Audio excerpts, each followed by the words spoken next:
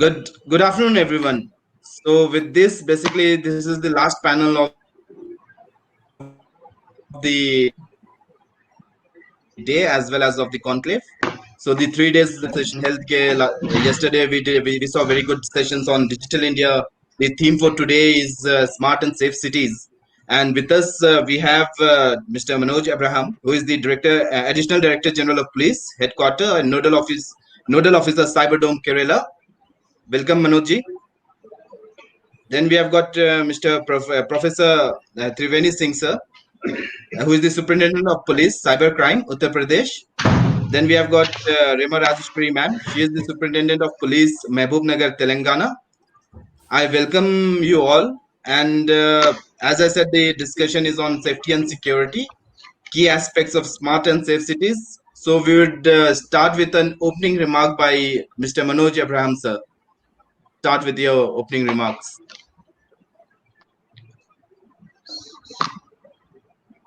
Can you hear me properly? Yes, sir. Yes. Yeah, basically, it's a pleasure. Good afternoon to all of you. It's a pleasure to speak at this prestigious conference on such a relevant subject of smart and secure cities, particularly in this post-COVID era, when we are going through all kinds of changes, and the world is getting more digital day by day, where all our resources, the government functioning, educational systems, the way we transact, where we go about a business, everything is coming to the digital forum. And the basic concept of smart cities also is becoming digital, where all the services of the smart cities are getting digital. The security and safety aspect becomes all the more important. Now, what we have seen over the past 1 year, particularly with the COVID and the post-COVID thing, is the increase in cyber crimes, because the more we use digital resources, the increase in cyber crimes and digital crimes, which has become one of the major lucrative industry in the underworld, in the digital underworld as such. So basically, the very important concept is how to keep us safe, how to keep our cities safe, how to keep our resources safe, and how to go about and make it smart also, because the concept of smart cities and safe cities has been taken up by the government for quite some time now. So that is the important part of discussion, and we have very eminent panel to really discuss on this subject. I basically want to just touch on two important topics, basically in smart cities, that is connected to the present COVID pandemic, which has really rendered all governments financially broke.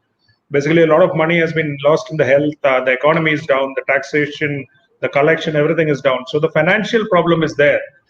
And how to build the smart cities, how to build your security infrastructure when your budget is down, when your budget is cut, is a very pertinent question in the present times.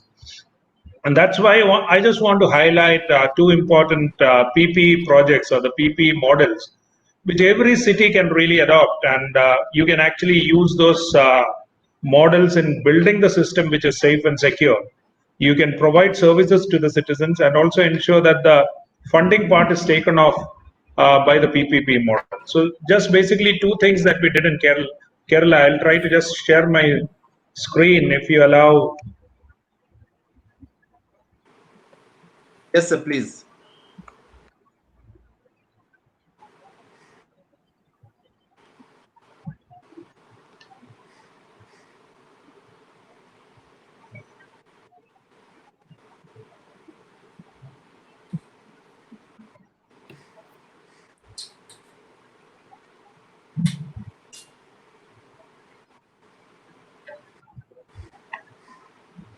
Can you see is my screen visible to you?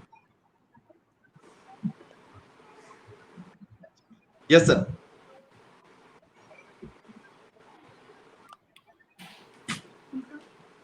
But I think so, sir, you have put the whole screen, because there are three screens coming in.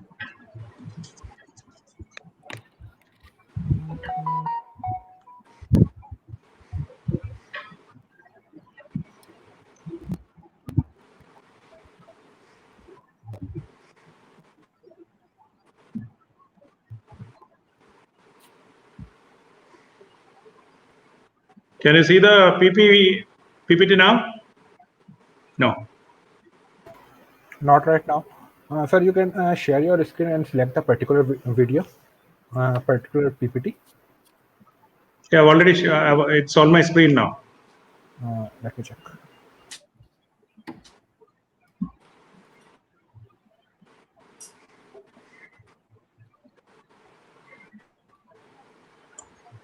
So you need to, I think so, select a particular tab. Yeah, it's okay now. Now it's visible. The screen is black.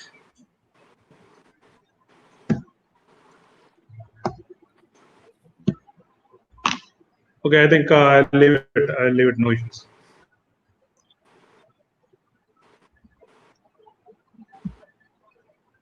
So basically, what I want to discuss is two models: one in traffic enforcement, one in safety of cities, basically crime prevention. Two PPE models that we have implemented in Kerala with great success, in the sense that government did not have to spend even a part of the money to implement that. First, of course, is the SIMS, that is the Central Intrusion Monitoring System. This is basically a project which we did in association with Keltron, which is a public sector undertaking, and another private player from Dubai. So what we do in this project, it's a public-private participation where the company or the Keltron and the other private company go into the market. They actually put cameras. Suppose they have to secure a bank. They go to the bank, they put all the cameras, they put all the door sensors, they put the window sensors, and everything together is connected to a control room in the police headquarters. Now, this private company or the public sector undertaking, Keltron, manages that. And when an intrusion happens in that particular bank or that particular institution, they verify that whether the intrusion is correct, whether the information coming is correct. And once they say that it's correct, it is actually relayed back to the police control room, where immediate action can be taken. So what it does is it basically covers the entire private sector. It covers the government sector, where they have to pay monthly fees to the private sector, and their entire camera, the entire sensors, their whatever security systems they have installed in the premises is actually connected to the control room. And they have to pay an annual fee to that company. What the police department gets is absolutely a control room where all these sensors are connected, and any intrusion happening in that particular place or premises is actually conveyed back immediately to the control room. So the police doesn't have to spend any money. The private player is actually putting up that control room, and all these cameras, all these sensors are connected to that. So most of the banks, most of the jewelry owners, most of the public sector undertakings, most of the sensitive institutions, the airports, everything is connected. The cameras, the sensors, everything is connected to the police with no cost at all. And this has been a very highly successful model in Dubai and many other places. Of course, it's running, where the government has mandated that to build any office or to put up a high-rise building, you really need to take this security system up.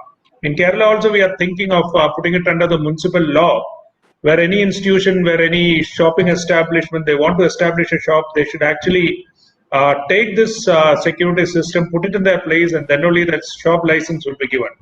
So what it actually helps is it actually gives the police real-time information when the intrusion actually happens. It's a verified information. It's not a false information that you're moving on just any information as such. It's a very verified information that actually has been verified through cameras and various other sensors that are available. So the police can immediately act on that. They get the information when the intrusion is actually happening. And so that is also all the more useful. It's not. And so that is the system that we are operating now. That's one model. And in the other, the traffic management and enforcement system, we have another PPE model, which is basically traffic cameras to detect all kinds of traffic offenses, where we have actually included a lot of analytics to bring in detection of helmets, detection of lane cutting, wrong side overtaking, rash and negligent driving, which can actually be done by the cameras automatically. Now, what we have done is we have built in an integrated traffic management system where all the cameras throughout the street are actually automatically connected, digitally connected to a traffic control room. where the analytics is done by the computer. The digital systems actually detect the offense, overspeeding, overloading, or what kind of non-wearing of helmet, overspeeding, all kinds of offenses are analyzed, the photographs taken, the challan is automatically generated. And then this is all done by a private player. We actually tendered it. A private player came in, they actually did all the work, the infrastructure, everything is built by them. And what we do is we share the revenue of the fine that is coming up. Suppose the fine is 100 rupees, the 75 rupees is taken by the company, the 25% comes to the government account. So without even spending one pie, actually we could put in a very robust, the latest systems that is available in the traffic arena into place. So that traffic enforcement part is taken care of. Not only that, we have cameras everywhere. All the major junctions, all the minor junctions, we have cameras which are being continuously recorded. So which can be used in crime prevention and crime detection also. And the good thing about the system is in government sector, when we actually put up a camera, some camera gets damaged, it's very difficult to repair it because you have to go through the general budgetary process of repairing a camera, getting the estimate, tendering it, etc. But here, because the private player is actually has put the camera, and the whole system of his revenue is dependent upon the proper functioning of the camera, he immediately goes and repairs it. So you have a very robust system of cameras operating, repairs being done immediately, the system being efficient, because the system efficiency is very important for that private entity because his whole revenue is dependent upon that. So he keeps his system very efficient. He ensures that the timely the challans are sent to the particular person over mail and over post, etc. And the collection also is through digital means. So presently in this COVID times also, it's a totally automatic, no-touch kind of enforcement system where the cameras operate automatically. The fine payment is also done automatically, and it's a completely automized system with no real investment for the government. So in COVID times, particularly as I was mentioning, when the budget of the government is very less, we can actually move in for these PPE models, which are going to be very useful to ensure that the city is smart and safe also. So basically, both in the crime prevention angle and in the traffic enforcement angle, we have introduced these two projects which can be taken up, which is a very good model. And we have been working on that for the past 1 year. It's functioning very well. And this is something that can be taken up and implemented in other cities also. So these are basically the opening remarks of how to basically a PP push, which we can put through in this concept of smart and safe cities. So that's my take. Thank you. Thank you, Mr. Manoj. I would like to welcome Mr. Raj Arora. He has just joined us. And Mr. Duggal, he's facing some network issue, I think so. So you have very well put in your thoughts on basically about the crime prevention, and how cities can secure themselves with the use of forward. And I think so. It's a very important point is about PPP, how PPP can help both the cities and it's like for the overall development of the city. So I think so, Professor Triveni, if you can shed some light on basically on the safety and security aspects, and how you into the cyber crime, and how it's like about what are the new things which you are doing with regards to in Uttar Pradesh basically. Good afternoon. We have set up different public grievance mechanism system in UP, like 112 police emergency services. It's entirely computerized and based on GPS location. If some caller is calling the command and control system, his location will pop up immediately, and then we have such a dispatch mechanism. Immediately we have all the PRVs, all the mobiles. They are shown on a Google map. So immediately we order the nearest vehicle to attend the complainant, and the maximum time period is 10 to 15 minutes. If a caller is complaining something, then within 10 to 15 minutes, some vehicle reach the crime scene and then attend. That is very beautiful, and it's very popular and emergency services given by the UP police. Then the second option is, if you don't want to choose that option, then there is an option that you can call, if you're a lady or girl, then you can call 1090, and you can be perfectly anonymous. If you don't want to disclose your identity, then you can call. Some lady caller will pick up the phone. He will lodge your complaint. Your identity won't be disclosed, and then whosoever is harassing, he will be arrested, and immediate the police will come into action. Then you have another channel also. You can, by sitting inside your room, you can go on the Android Play Store. You can download UP Cop, and you can register your FIR also. So even for FIR, you don't have to go to the police station. You can get your FIR registered on the application itself. Then we have a different mechanism that our CM, he has launched a 1076 option. You don't, if you don't want to write anything, you simply call a phone number, toll-free number, and you can get your complaint registered on voice, and then your call taker, he will be writing your complaint, and immediately your complaint will be sent to the concerned police station. Then we have another option, jansunwai.in. If you don't want to record your voice, then you go to the jansunwai.in and you can register your complaint. And then immediately your complaint will go to the police station. So there are different probably grievance mechanism we have in the police department. Then we have a good command control center. If somebody, we have given them the WhatsApp number and our mail ID. If somebody calls us, then we either register their FIR at the cybercrime police station, or we advise them to go to the police station wherever he belongs to, or we send them the link of cybercrime.gov.in where they can register their cybercrime cases.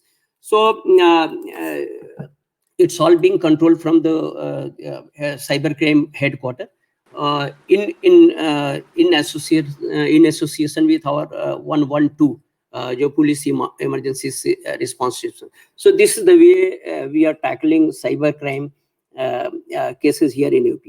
Thank you.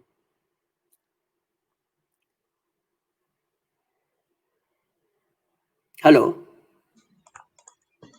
Yeah, thank you, Triveni, sir.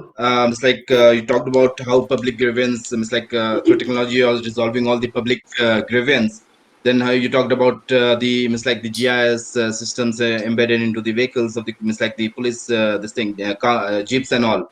When you talked about 112, 1090, I think so. And I've been to the command and control center of UP, 112, and basically I've seen that myself.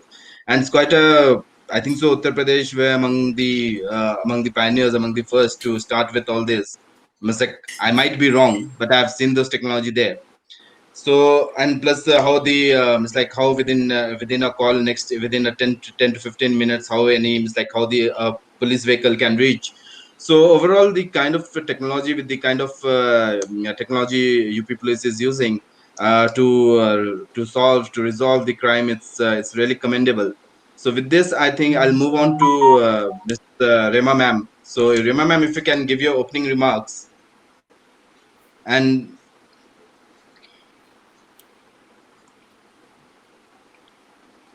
thank you, Mr. Mishra, for having me part of this esteemed panel. I'm really happy to be sharing my thoughts along with my seniors whom I really look up to. Some of the points which were raised quite validly by Manoj Abraham sir and Triveni sir, I would like to start from there. I mean, if you look at the last 5 years, how various police organizations in India have taken to technology, you will see that the Indian police is getting a massive technology makeover.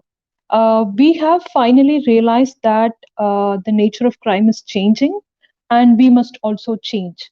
So if you look at the efforts, the amount of efforts which go into preparing the police organizations to embrace technology with open arms, it is really commendable. So there are three issues that I would like to talk in this context. The first one is about the integration of systems. Different state police organizations, as rightly pointed out by Triveni sir and Abraham sir, that UP Police has done amazingly well in terms of integrating the dial 100 systems, the emergency response system, and we have something along the same lines in Telangana as well. We have a very quite well managed integrated dial 100 system, which is doing extremely well, and Kerala has done it many years ago. So if you look at the emergency response in these states that we are talking about today, the results are for anybody to see. So that is where the integration of effort comes into picture, and that's point number one that I would like to raise today for the sake of the audience. In 1985, for the first time, when Ministry of Home Affairs decided to implement the crime and criminal information systems, there was a lot of speculation. There was a lot of reluctance on the part of the police officers to embrace technology, because back in those days, in mid 80s, we were not really ready to integrate technology into our policing interventions on a daily basis. We were completely rooted in traditional policing interventions, and it took almost 2 decades for us to prepare the police organizations to use technology for the benefit of service delivery for the sake of citizens. And today, if you look at how the CCTNS system works, which was finally put in place in the year 2009, CCTNS has given amazing results in terms of crime detection. I wouldn't say very much in terms of crime prevention, because the police organizations are still in the process of preparing the manpower to use these systems to fight towards crime prevention, because we are still, even today, we are mostly into reactive policing. We are still a long way from proactive policing, wherein we could use and benefit out of the systems which are already in place. So integration of these efforts, it's really important. Like, if you have to take cue from how Dial 112 is managed by UP Police, or how Dial 100 is managed by Telangana State Police, and how the emergency response systems are managed by Kerala Police, I firmly believe that there has to be integration of efforts, and we must have a system which works uniformly in the country, and especially when it comes to emergency response. And the second point that I would like to mention about is is how we can connect the efforts to improve public perception of police. You look at the various efforts, and you will be really amazed to see that so much resources have been spent, and a lot of manpower has been trained, and different police organizations have taken technology to another level. Today, we have police organizations which are actively using artificial intelligence, blockchain technology. We have the facial recognition tools, which is working extremely well in terms of reuniting, lost children back to their parents. So we have embraced technology in a big way. But if you look at whether it has changed the public perception of police in a big way, the answer is no. Even today, if you look at how public look at police, it has not really improved a lot. So we really need to explore ways and probably brainstorm and train our police force, and probably use the same technology to bring in that behavioral changes among our police officers, so that these efforts ultimately lead to improved public perception of police and policing in India. And the last point that I would like to talk about is the preventive aspect of policing. Like I just mentioned in the beginning of my opening remarks, that we are still sticking to the traditional ways of reactive policing. Our officers go an extra mile, and they do very well in terms of detecting a crime.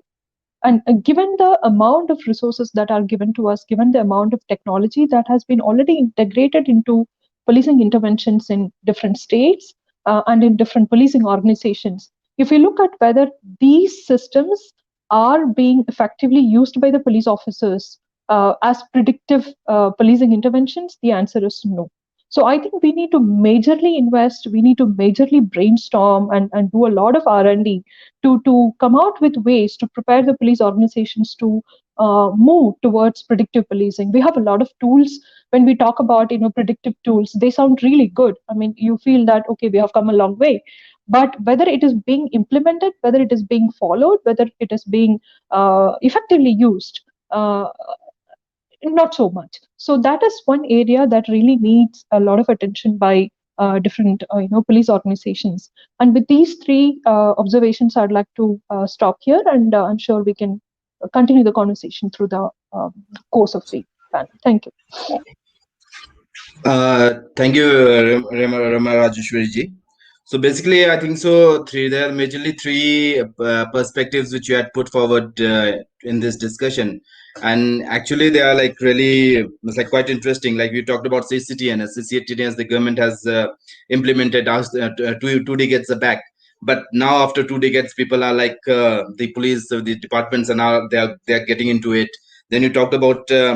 It's like we need to, or the police department need to be proactive rather than reactive. So there's and technology can help them a lot, basically. Which and the third point is like the behavioral change, the training which you talked about. I think so.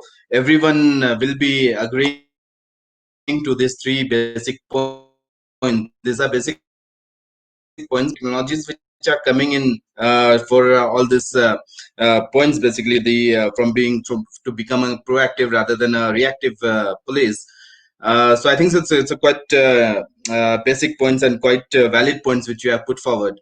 So with this, I'll ask Dr. Duggal to give his views, and I'd also request him to take over the moderation from here, because I think so you're facing some challenges with your network. So is it okay, Dr. Duggal, now? Sure, thank you. I think, thank you for giving me this opportunity.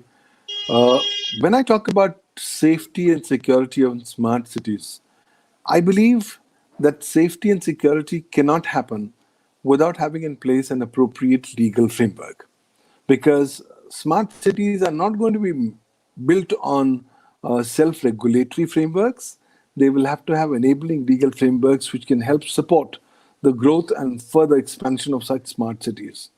But at the time when I talk with you, I find that currently there are not much legal frameworks that can assist us in this regard. In fact, though we have come up with more than 200 smart cities proposals and we want to transform India as a smart city subcontinent, the fact remains is that we find that the existing legal frameworks have never been drafted keeping in mind these requirements of smart cities. Consequently, when you talk of either safety or security, you find both these are not the thrust areas of existing legal frameworks. The only law that's currently applicable in India in this context is the Indian Information Technology Act 2000. This is India's legislation on the electronic format, which has granted legality to the electronic format. But it's neither a cyber safety legislation, nor is it a cyber security legislation. It's true that in the amendments to the IT Act in the year 2008, India incorporated a very detailed legal definition of what is cyber security. But by and large, barring having some cosmetic provision on cyber security, the IT Act failed miserably in terms of addressing the holistic aspects of cybersecurity. Now, as I move forward and I see the Information Technology Intermediary Guidelines Rules 2011, as also the Information Technology Reasonable Security Practices and Procedures and Sensitive Personal Data or Information Rules 2011, one finds that there has been some focus on intermediaries to mandate having in place reasonable security practices and procedures. But most of the IT Act and the rules and regulations have been observed in breach rather than in observance. On top of it, we find that the National Cybersecurity Policy of 2013, despite being a good policy of those times, has merely remained a paper tiger and has not been effectively enforced. So in a scenario like this, while the last 7 years India has been sleeping away to glory, other nations have been very, very aggressively moving forward in the direction of enabling cybersecurity legal frameworks. I want to specifically highlight the case examples of China, of Singapore, of Macau, and even of Vietnam, and now Australia. Now, all these countries have effectively realized that for the purposes of protecting their cyber sovereignty, protecting cyber security becomes a crucial necessity. And in that regard, they have specifically come up with detailed legal frameworks, which India does not have. The only thing that India can now look forward is the National Cybersecurity Strategy of 2020, which has been announced by the Prime Minister during his Independence Day address to the nation from the ramparts of the Red Fort. But what will that strategy contain is something still not clear, because that strategy is still pending approval at the cabinet level. But having said that, I believe if India wants to move forward towards safe and secure smart cities, India needs to have dedicated cybersecurity legislation. India needs to have dedicated legal frameworks for purposes of promoting and encouraging the growth of smart cities, because smart cities, everything that's going to happen on smart cities will have legal ramifications. Any acts done by users, any acts done by smart cities as service providers will all have legal ramifications. Unfortunately, none of these legal ramifications have yet been addressed in a holistic manner by the Information Technology Act 2000. Maybe India can also learn from the experiences of California when it's now implemented its information technology specific law dedicated to IoT or Internet of Things from the 1st of January 2020. Maybe India can also learn from some of these guidelines on IoT regulation, which the United Kingdom has now come up. Maybe India can also learn from the experiences of the state like Illinois in the United States of America, which is now from 1st of January also implemented its Artificial Intelligence Video Interview Act of 2020. Now, these are cutting edge legislations from where we could potentially take appropriate inspiration in this regard and come up with legal frameworks to support, promote, and further provide the basis for the growth and sustenance of smart cities. But till such time, these legal frameworks are not going to come across. Expecting stakeholders on their own to comply with parameters of either cyber safety or cyber security is going to be a utopian dream. That clearly is not going to be in place. And therefore, the need for holistic approach, I believe, significance. Also, we not look at these smart cities in isolated silos. Ultimately, these smart cities will also require to be connected on a broad national network of smart cities. And therefore, the appropriate legal parameters and regulatory nuances pertaining to such an approach would also have to be taken into consideration. Even at the present moment, as different cities are planned as being smart cities, not much focus is happening on cybersecurity. This assumes more significance as COVID-19 has seen two emerging major trends. Number one, the golden age of cybercrime has arrived with the coming of COVID-19. The golden age is only continuing to grow as cyber criminals are attacking their victims at will. Number two, cybersecurity breaches are going to be the new default normal that we will be seeing. In my recent book entitled World Order Post-COVID-19, which is available online and cyberspace, I've specifically argued that a lot of new changes are happening in cyberspace, which are going to contribute to a new cyber world order. In fact, the internet that we will actually be entering into at the time we are successful in the fight COVID-19 first wave of infection will be a complete world altogether. Stay extremely powerful. Cybercrime will be the new default option. Cybersecurity breaches will have to be accepted by us, and therefore the focus will be more on adopting cybersecurity. We will also begin to see increased interference or infringement into the enjoyment of digital rights and liberties. So in this context, when state becoming very powerful, I believe the time has come to go ahead and equip these smart cities with appropriate support from the state angle, from the legal and regulatory angle, so that our smart cities can become effective models which can be replicated in different parts of the world. But as I go forward, I have to highlight the fact that India does not have a dedicated data protection law at the time when I talk with you right now. Also, India does not have a dedicated law on privacy, despite the Supreme Court, in the case of Justice Puttaswamy versus Union of India, unanimously declaring by a 9-judge bench that our right to privacy is part of our fundamental right to life under Article 21 of the Constitution of India. So the gaps are too much, and those will have to be appropriately fulfilled. But I will leave my comments at this juncture, and I want to really ask the panel a question, and the is as follows. In today's scenario, when India does not have any of these legal frameworks in place, and when the enabling structure and framework, which as one smart cities is absent, how can India go about going ahead in terms of addressing specifically the twin issues of safety and security? In terms of, I want 3 concrete suggestions or steps that each begin with Dr. Triveni. Sir, just a second. Mr. Arora has to leave, so I think so. We'll start with Mr. Raj Arora. Then we can come back to the panels. Good afternoon, everyone. Thanks for providing me this opportunity to discuss the various issues related to law enforcement, especially on the cyber crimes.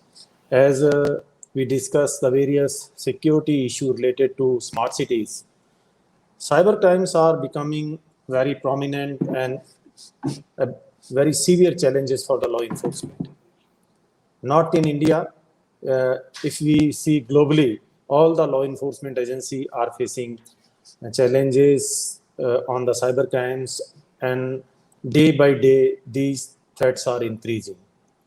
In Indian context, I think our state law enforcement and federal agencies are doing their best effort, especially Manoj sir are here. Kerala is doing fantastic job. Maharashtra, Karnataka, Telangana, and Delhi, Gurgaon, they are doing a lot of things because I'm regularly interacting with these state law enforcement agency on various cyber crime issues. But the pattern and the modus operandi of the cyber criminals is also changing day by day. In last month, we have visualized that now these criminal networks are using the various gaming platform to interact. Even they are not using the normal calls. They are not using the WhatsApp call. They are not using the FaceTime audio. Now they are switching over to other platforms. We are facing a lot of challenges to interfere to get the information. And in last month, we held one event on this, particularly the use of virtual private networks and the gaming platform by the criminal networks and how we should counter. In fact, we were having the couple of external international experts on this, but we could not find any solutions. Background of this discussion is, as we discuss about the safe and smart cities, if we see the future of safe and smart cities, cyber crime is going to be a very big challenge for the smart cities. Hence, we should plan something different, something new, where we can counter these challenges. That's why I advocate and I discuss collaboration and cooperation to counter the cyber crimes. Collaboration and cooperation means, like, law enforcement are dealing in isolation to these challenges at their own. Similarly, financial institutions are also facing the same challenges and they are dealing at their own. There are local authorities, there are academic institutions which are also facing a lot of challenges, as Dr. Duggal sir already pointed out. This after this COVID-19, the graph of the cyber crimes have increased manifold, especially in India. And particularly online crime against the children and women have increased a lot. So we have to engage the different stakeholders to find out a solution, comprehensive solution to address these cyber crimes, particularly financial institutions, law enforcement agency, local authorities, and educational institutions. As we see, we hardly find any experts on the cyber awareness program in the schools or even academic institutions. If we try to collaborate with each other, there is no platform, or there is no structure exists where these different stakeholders can collaborate and cooperate. So if we visualize the long-term challenges, then particularly in smart cities, we should have some framework, some platform where all the stakeholders should collaborate and cooperate on various issues related to cyber crimes. This is all about my brief point, what I want to make, because I am not in Jaipur, I am outside somewhere in the field. That's I was able to just get hold on this, and I was able to join for a few minutes. And thanks all the panelists, particularly Manoj sir, thank you Rema, Sagal sir, and thank you very much for giving me the opportunity.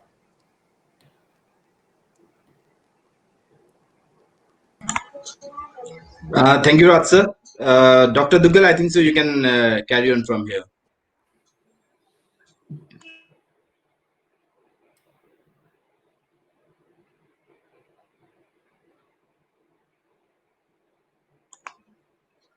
I think so we have lost the connection of Dr. Duggal. Just wait a second.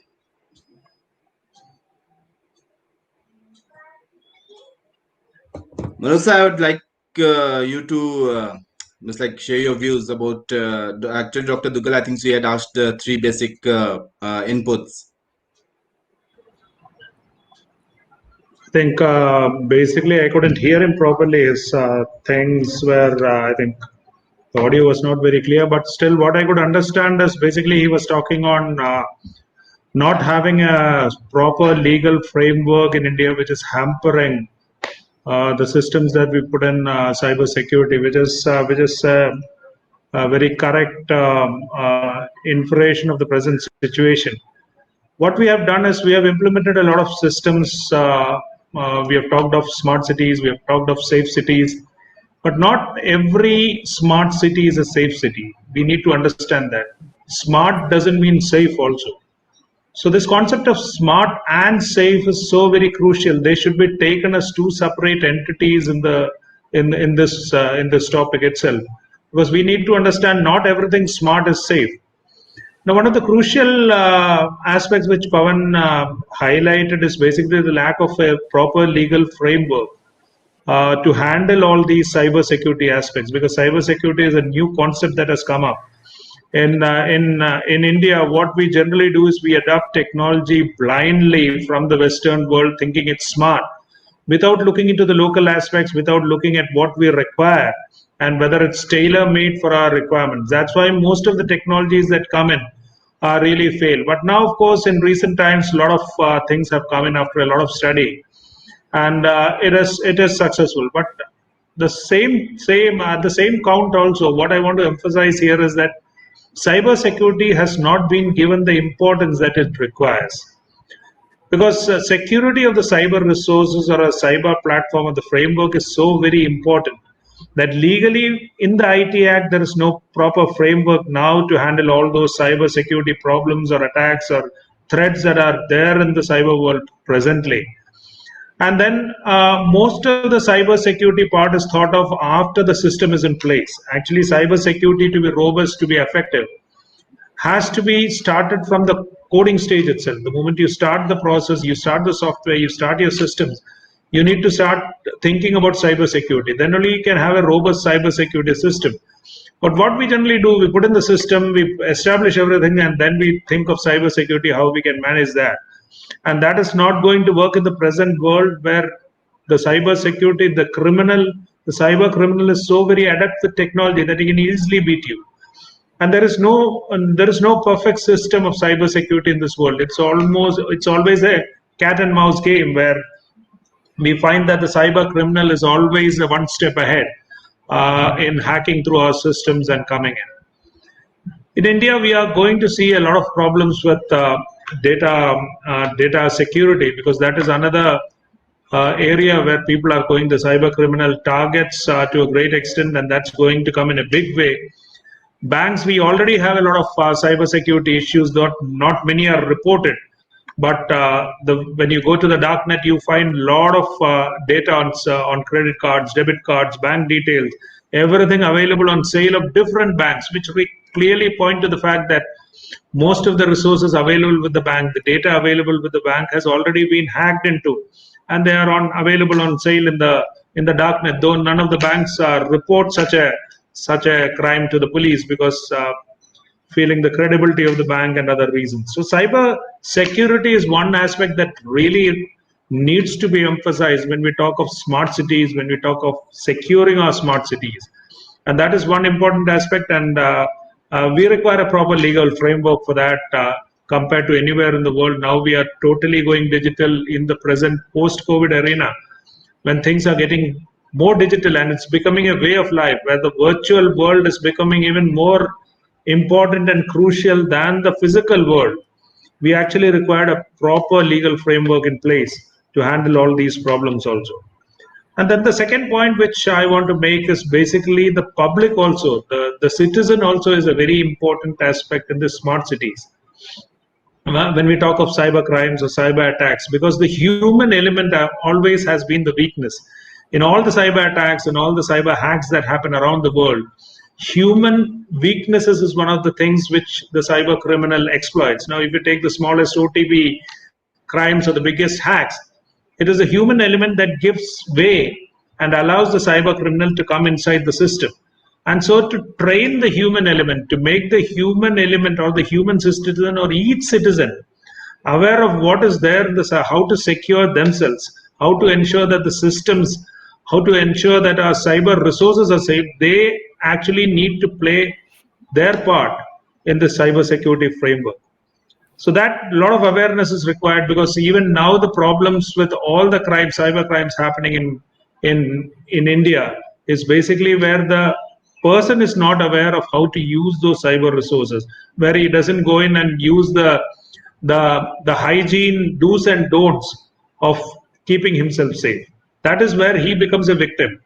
In a big organization, if one person is weak, actually he will allow the criminal to come in and the whole system will be put to ransom. So the human element also a very crucial aspect in this smart and safe cities, where we need to make the individual also aware of what lies, the dangers that lies in the bits and bytes of the digital world. We need to make them aware of that. And this awareness has to be through everybody, because unless the citizen is safe, unless everybody secures themselves, we can never achieve the thing that the city is going to be safe.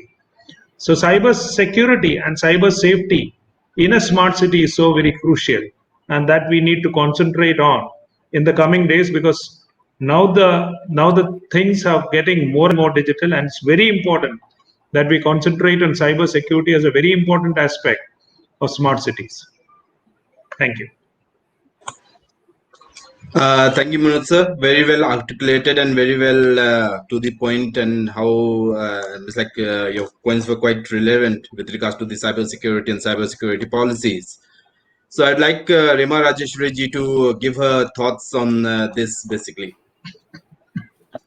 Thank you, Mr. Mishra. I think Mr. Duggal, he was basically raising two issues. One was the lack of an adequate legal framework. For example, if you look at the data protection law which is existing in the country, there have been debates going on for some time now, and I think the concerned ministry is already working towards coming up with a comprehensive data protection law. And let me start by saying that we, along with my seniors here, we are practitioners of law. We are not the policy makers.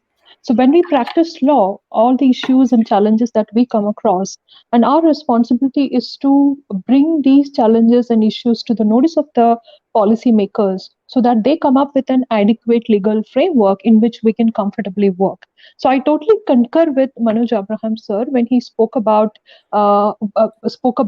this, this ease of doing business and personal cyber hygiene. While we talk about the responsibility of institutions, the responsibility of legal practitioners, police officers, law enforcement, it is equally important that we speak about the individual responsibility in terms of keeping our cities safe. And I totally concur with Abraham sir when he says that being smart doesn't mean that you're being safe. So whose responsibility it is? So that's where there is a need for collective social responsibility, which I've been advocating all these years. I think all of us have to come together, not just the law enforcement, the government, the law enforcement, the public, and every single stakeholder who has a stake in keeping the cities smart and safe. And we have to come together and we have to work together. Another point which was quite striking, and sir had explained it quite well, is about how we are always in a rush to adopt the Western technology without realizing that whether it is suited to our cultural and social, fabric. Now, it is good that you learn from the best. It is very important that you pick the best practices from different parts of the world and you try to integrate them into your own policing interventions. But at the same time, we have to pay extreme care and attention to details to make sure that whether that particular technology is absolutely suited to the local cultural and social fabric. If that is not suited, simply adopting a particular technology is not going to serve the purpose. So that is important. And starting from where we started in the first part of the conversation, I think there are three areas that we need to work. We need to do a lot of work if we have to achieve this dream of having smart and safe cities in India. One is filling the digital skills gap in policing. If you look at the latest recruitment data from different states, you will realize that most of the officers who are joining in different ranks, be it the rank of a police constable or that of a sub inspector or that of a DSP, a direct recruit DSP, we have a massive pool of officers who are quite educated, who are quite digitally literate. So we need to tap into that potential and we have to prepare these police officers so that they will work towards promoting cybersecurity and they will be adequately trained and they will be adequately skilled in terms of investigating and preventing cyber-based offenses. That is one area which needs urgent attention. And the second area, which I already spoke about, having a thriving space where we can have collective social responsibility, where all the stakeholders could come together and find solutions which are workable and effective. And the third and the last point is that, and which is the most important point that I would like to speak about today, is about the ease of crime reporting. We have to realize that the crime scene is changing. The crime scene is changing. Triveni sir spoke about it in the beginning. If you look at how the cyber criminals operate, they don't have to enter into the house of the victim. They don't have to be in the same physical space as that of the victim. They could be sitting 1,000 miles away and still inflict so much pain and cause so much agony to a particular victim, or maybe thousands of victims. If you look at how cyber criminals operate, you will know that it's never a single victim. The list of victims is always pretty big. So we must realize that the crime scene is slowly moving from physical space to the digital space, and we need to take a really good stock of the available tools we have to fight these cyber-based offenses, and whether we are adequately training our force to keep up with this changing crime landscape. Traditional crimes are coming down. If you look at the data, except for the part where a particular crime may show a spike because more people are reporting about it because of increased awareness. But if you look at the traditional crimes, the burglaries and the murders and physical violence, it is definitely coming down, not just in India but in different parts of the world. One of the Harvard-based thinker, Mr. Steven Pinker, he had written widely about it, and there is data to prove that the traditional crime is coming down. But at the same time, the increase in cybercrime is really skyrocketing. And there is a huge mismatch between the tools available to us, different police organizations, and the number of cyber-based crimes which are happening. Be it regular stalking, crime against women using cyber tools, or using the cyberspace to wage a war against the country. So we need to look at the gap, and we have to come up with adequate tools to fill the gap, so that we are not lagging behind, and the criminals don't take sway. Thank you. Thank you, Manoj, for putting up three very important perspective, which is one was the filling in the digital skill gap, and the way you talked about how it's like, and actually it's fact basically, because the kind of people coming into the forces right now are like majorly or most of them are very digital literate, and how we can tap into that segment and how we can use basically use towards the advantage of solving the crimes and towards the advantage of the police force, that would be really helpful. Second point was the collective measures. I think so everyone will agree to your point about these collective measures. And third one was ease of crime reporting, and as you said that the crime is now moving from physical to digital world, and which is actually a fact basically. And we need to look into the gaps, we need to fill these gaps. And the crime which used to happen earlier, like it has changed multiple folds now, from physical to digital. So I think so I'll request Professor Triveni to give his inputs on this. So Professor Triveni, over to you. Yeah, I completely agree with Rama and Manoj sir. But I would like to flag one thing.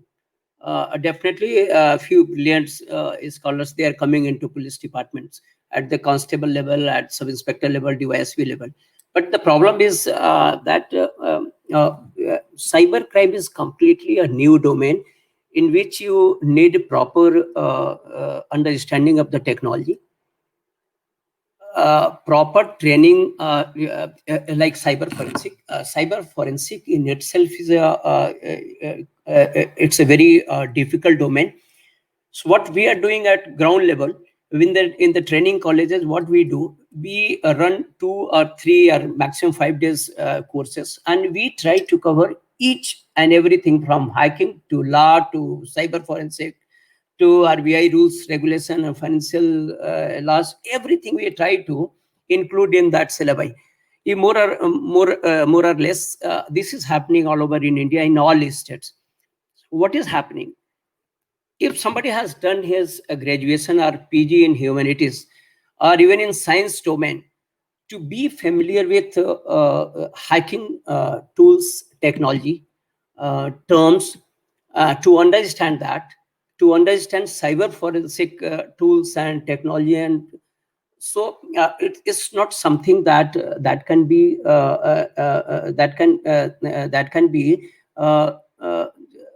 given training in 3 or 4 days. So I always suggested that there has to be a proper module of training, like something like 1 month or 2 months, and then they should be posted in cyber department. Because nowadays, if we're looking at the figure, we have got in last 16 months, we have got 26,000 cybercrime cases that has been pushed from MHA portal, cybercrime.gov.in. 26,000 cases has been pushed down to UP state in last 16 months. And if we are looking at the state level figure that has been reported at the police station, since CCTNS system has gone live since 2013, 36,000 plus cyber cases has been reported. And if we're looking at the end result, what was the result of the investigation? That then I find that in 70% of the cases, final report has been submitted. Why final report has been submitted in 70% of the cases? Only 20 or something percent cases charges have been filed, because the IO who doesn't understand technology, who doesn't understand how to draft the letter, because all the communication between bank or service provider or Google or Facebook, it always happens into English. And they cannot write even a letter in Hindi, I mean technical Hindi. So what can we expect from English? That's why they are least interested in going for the cyber police, because there is barrier of technology, there is barrier of language, there is a barrier of training, capacity building. So we will have to look into totality if we want to create a proper cybercrime ecosystem in which we can investigate the cases and take it to the logical conclusion. Then you will have to give a proper training for 2-3 months. Even if you are a science graduate, you need to be trained for 2-3 months. Only then you can understand the IT, Information Technology Act, because Information Technology Act, if we're going through it, that is not only legal document, it's technical also. If we're going through 43A, then there is a talk of virus, then there is talk of digital contaminants. So if we're going through 65 section, then you find that there is a talk of hacking of the source code. So it's very technical, where you have to where we need to look for the evidences. If we don't understand the how the browser operates, what is the operating system, what is your storage, where is the database, what is the server. If you don't understand basics about this technology, you cannot be a good successful investigator, and that is the real problem. The real problem is a technological one. So I always suggest that in the police department itself, there should be a different technical cadre to address into these cybercrime cases. Because recently we have got several cases related with database hacking, UP government. Currently, I'm investigating 3 cases which are related with hacking on our server, state data centers. On which our portal related with mining department, power sector, and the PDS system was hosted. It was a case of hacking. So if you don't understand how the your data center operates, how a hacker can get intrude into your system, it's highly technical. So if somebody is complaining at the police station, he is talking about hacking, or then the inspector or DYSP, even senior officer, they don't understand how this crime would have been perpetrated. That is a problem. So my suggestion is, in the police department, we should have a different technology cadre, and they should be co-opted from in the police department to assist in our investigation, and they can be given the status of inspector and DYSP, so that they could investigate the cases. Thank you. Thank you, Professor Triveni. Very well pointed out. As cybercrime is actually a new domain, so proper training is needed, and that also not for just 2-3 sessions or 5 sessions. It should be at least 1 or 2 months training, because the kind of technology, the kind of things which are coming in. So when we talk about cyber forensics and all this cannot be taught within like 3 sessions or 4 sessions or 5 classes. It takes months of training to expertise into this and be able to solve the crimes. The other thing which you were very well pointed out was the language barriers. It is fact that the language barriers, the capacity building, then the technology module are challenges, and we need to see into it like how we can overcome these barriers and basically get into this technology and how we can use it. So with this, I would like to thank Professor Triveni, Mr. Manoj sir, Rema ji, Raj Arora sir, and Mr. Duggal for giving your valuable time. Especially Rema ji, she is like down with COVID and still she is here. So thanks a lot, Rema ji. And thank you, Manoj sir. Thank you so much. Thank you. Jain sir, Manoj sir, Jain sir. So with this, I conclude the 3 days digital transformation conclave, which saw 15 plus healthcare experts from across the country, almost around 5-6 secretaries from the central ministry, 17 plus states, 3 union territories, 16 plus smart cities, 800 plus attendees, and 3 days we saw 75 plus speakers, 11 panel discussions under one platform. So with this, I would like to conclude, and I would like to thank our partners. Basically, the Odisha host partner, the Odisha State IT Department, the co-host partner, Muradabad Smart City Limited, supporting partner, National Informatics Centers. The event was powered by Hewlett Packard Enterprise and Intel, cloud technology partner Oracle, storage partner Western Digital, technology partner Globus, and collaboration partner Avaya. Thank you, everyone, and I hope the audience also enjoyed this 3 days listening to various topics into the healthcare, into the digital India, and the smart cities. And the last panel was quite interesting on the topic of safety and security of the cities. So with this, we conclude. Thank you all. Thank you, ma'am.